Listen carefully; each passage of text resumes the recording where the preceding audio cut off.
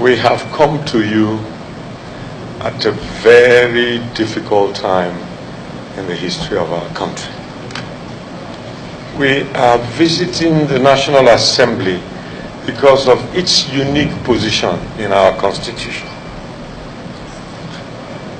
The democratic system we run in our country rests on three arms of government.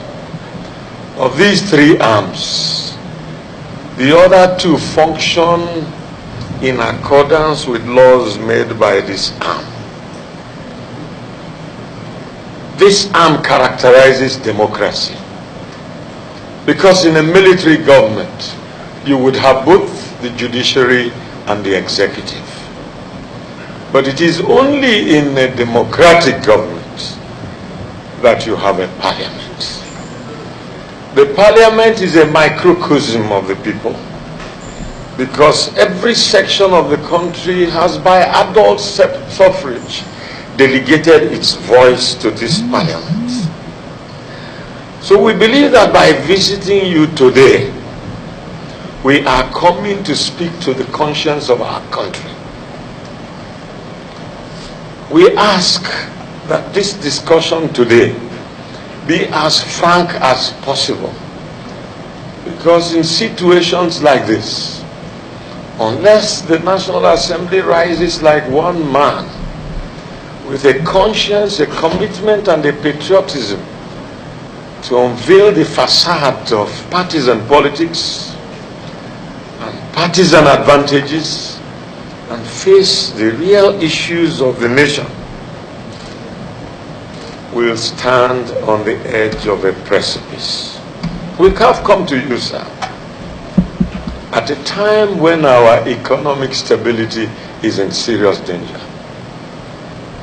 Today, our international debt is extremely high, perhaps one of the highest judged by the IMF for countries with our GDP. Our domestic debt is high and growing by the day. Our subsidy indebtedness is something that has defied solution and transparency in disclosure. Our youth despair is gargantuan.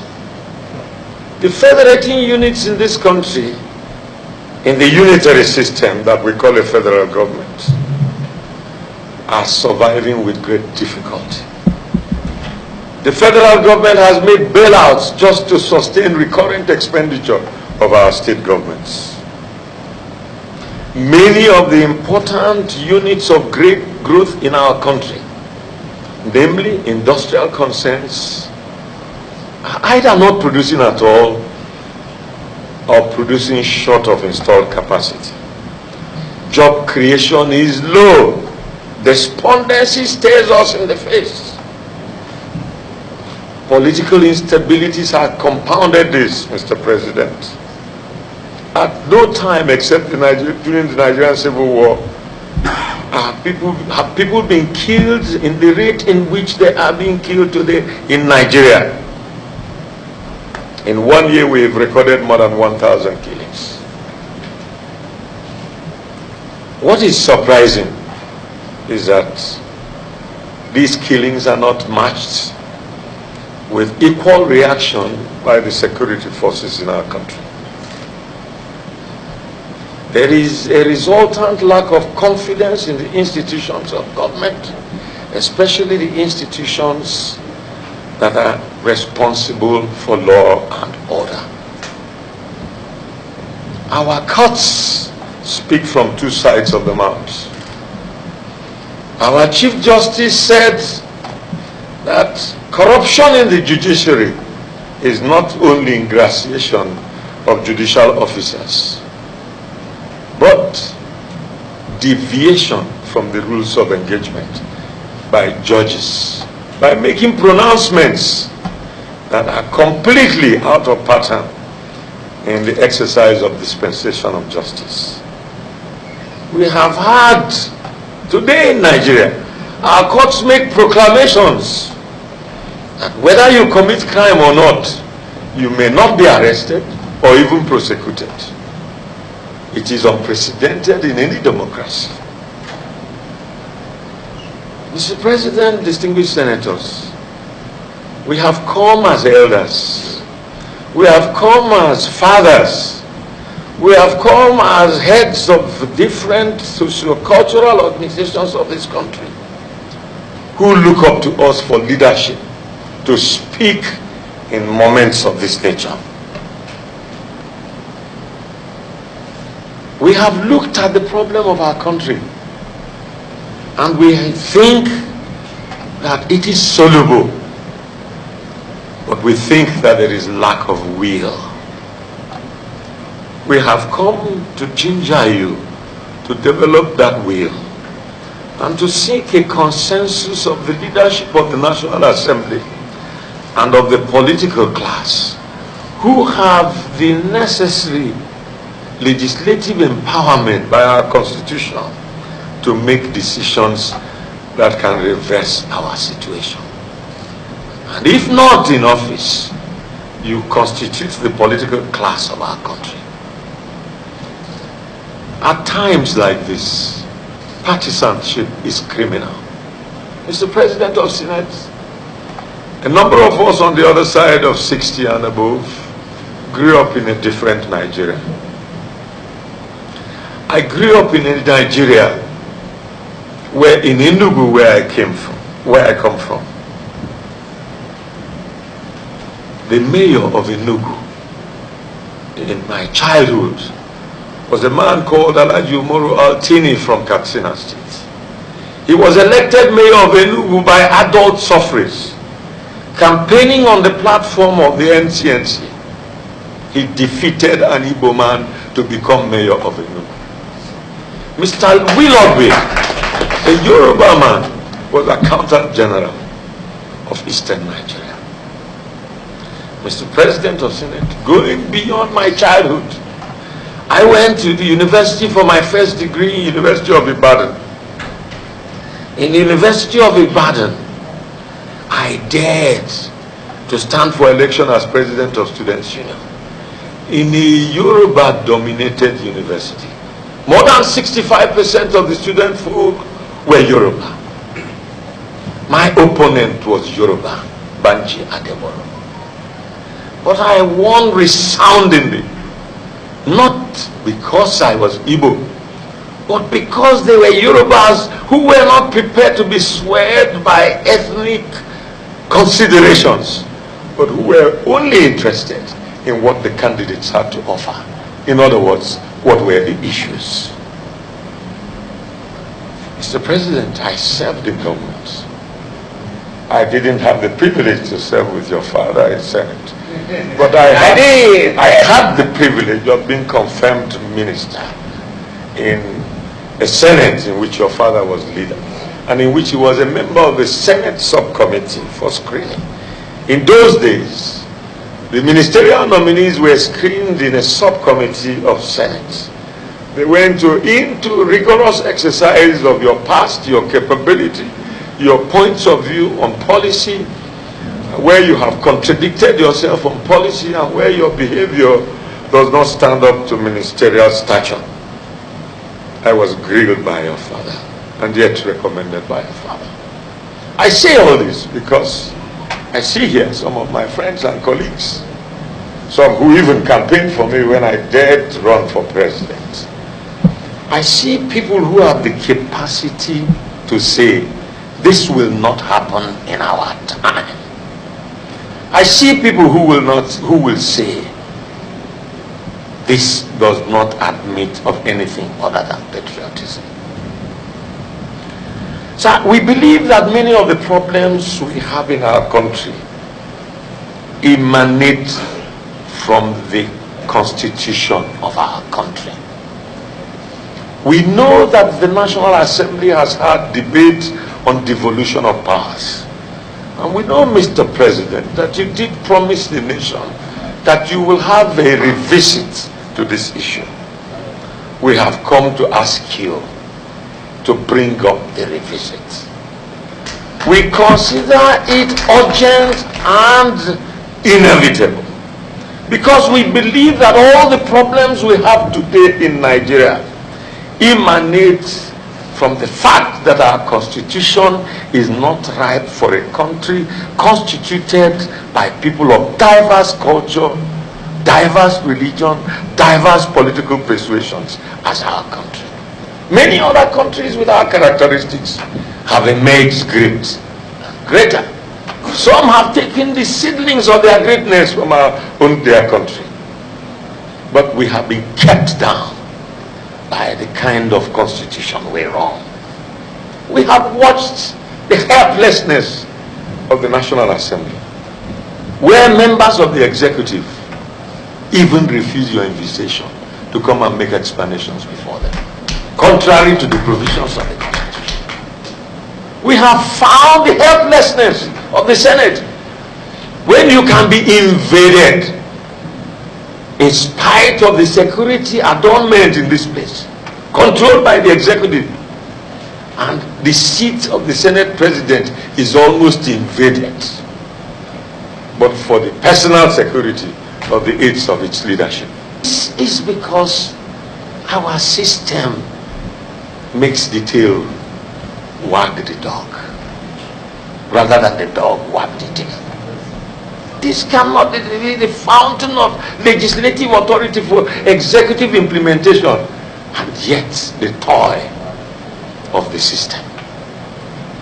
We have come to tell you that in our view, it is because we have this over-concentration of power in the federal government, contrary to the agreement that our forefathers entered into for a union called Nigeria, that governance has failed in our country, that economic development has failed. Mr. President, I want to give you a few examples. First of all, look at our economic situation. The mainstay of our economy is oil. Without oil, the economy of this country cannot be sustained. Every month we get together and share our sales of oil and distribute it amongst the tiers of government and concentrate it mainly on recurrent expenditure. We grow no wealth. We do so because of the system. In the past, the regions had active competition and it promoted growth. When we went to university, if you wanted to read architecture, you went to Ahmadu Bello University. If you wanted to read medicine, you went to University of Ibadan. If you wanted to read the humanities and engineering, you went to Nsukka. And under the regime of pre and immediate post-independence, in 3 spectacular years, things happened in Nigeria of outstanding proportion. We built the first television station in Black Africa. We built the first iron and steel complex in Black Africa. Import substitution industry was growing in our country in such sequence. Our universities were of such international reputation that it attracted staff from all over the world, as well as student folk. We were the pride of Africa. Suddenly it became retrogression. Mr. President, oil is a declining commodity in the international market. China and the OECD countries have put a time limit between 2020 and 2024 to stop production of any machines dependent on fossil oil. The immediate consequence of this is that there is going to be a fundamental and phenomenal decline in the world demand for oil. 2020 is only 2 years away. What is the sense of urgency around our country about how to cope with this? We are only interested in the appurtenance of power, the sheer ego that I hold power and I can do what I like, not in what our children will be tomorrow. There ought to be a time of national emergency now. What must we do to overcome this calamity that is about to come? America has developed shale oil technology, making its continued dependence on our crude oil practically impossible. Other countries are going to do so. Sir, what are the alternatives? Agriculture. Take a country like Netherlands. It's the 14th largest economy in the world. Netherlands exports just vegetable and dairy of $100 billion in a year. In the history of this country, our oil export has never attained such a level. Every day we make lip service to agriculture. But what are the structural instruments of making agriculture real? We used to have groundnut pyramids. We used to have oil exported, palm oil exported in commercial quantity. We used to have cocoa. Some of those we exported cocoa with are now using it for chocolate. They have secondary industries arising from them. Some who exported palm oil have hydrogenation of fats. They have margarine. You go to Malaysia, they use even the shell of palm nut to make gravel for rural roads. They use the stem, the middle of the stem, to make ceiling sheets.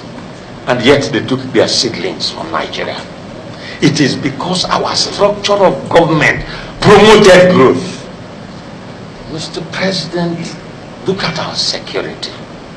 When we had the regional police, this didn't exist. Every state had domestic security. Mr. President, we have come to beg you. You know that sometimes history places one in a particular junction to change the order of things. We see you and your colleagues in a particularly unique junction. You can prevent further bloodshed in this country. You can prevent further drift into our ethnic conclavities. I never knew that after I had won election on a Yoruba vote, I would ever be leader of Igbos. But I am leader of Igbos who want Igbos in a Nigeria with meaning and relevance to national unity. Mr. President, we want you to revisit devolution of power.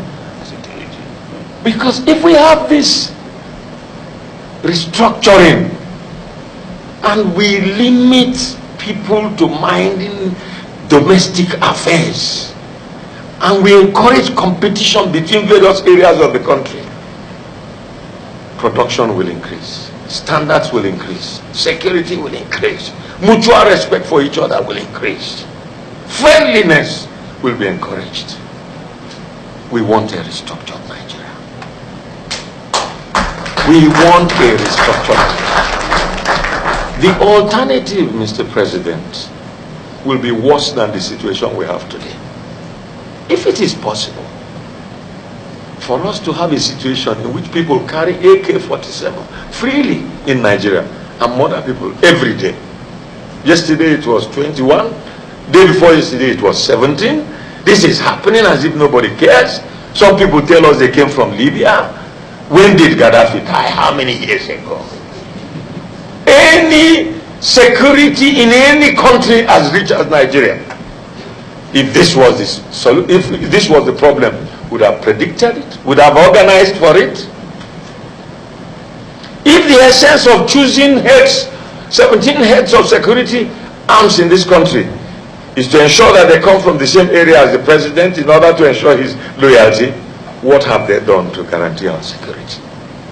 If they must all come from northern Nigeria, please bring those who can do the job. We can no longer tolerate this insecurity. We can no longer feel that some people are strangers in their own country. The escalation of this feeling has only one destination. It will lead inevitably into a breakdown of law and order. Already, we are all relying on self-defense. In the south is where I come from. We have local vigilante groups, and it is monstrously frightening how the Inspector General of Police can tell us that something that has worked should be broken in my place. Before we began local vigilante groups, kidnapping was the highest in the southeast. People could not even have ordinary traditional engagements in their homes. But today, the Southeast is probably the most peaceful place in Nigeria. And we are told that all the guns licensed by the police, which we have not used for armed robbery or for civil insurrection, should be returned to them. Where is this kind of rhetoric? How is this justice viable? So, Mr. President, the kernel of our point is, some of my northern friends told me that the reason why the South wants restructuring is that we do not want them to participate in the oil. Well, I have already told you that the oil is gone. And when the oil goes, the greatest source of national revenue will come from agriculture. The North has a monopoly of animal husbandry wealth. The North has a monopoly of vegetables. The North has a monopoly of dairy. The challenge is that national attention has not been given to the development of it for export potential. The North could virtually finance the whole federation if we give priority to that. So we've not come to make an ethnic representation. We've come to make a patriotic representation. If this does not happen, we have no alternative but to sink the non-dignitaries of our country. And God forbid that this should happen. Mr. President, this is the last and desperate attempt to unmask our problems and to speak to power. What else is power except you here? The reason you are not feared is the lack of unity. But you are not looking for 100%. Leon Trotsky and 3 people formed the Red Army that metamorphosed into the Bolshevik Revolution. If Saramadu Bello of blessed memory, Dr. Azikiwe of blessed memory, and Chief Awolowo could not agree, there would not have been anything called independence. They refused to be divided by their tribal privileges. There comes a time when unity is inevitable. We call on you, members of the National Assembly, rise up and save our country.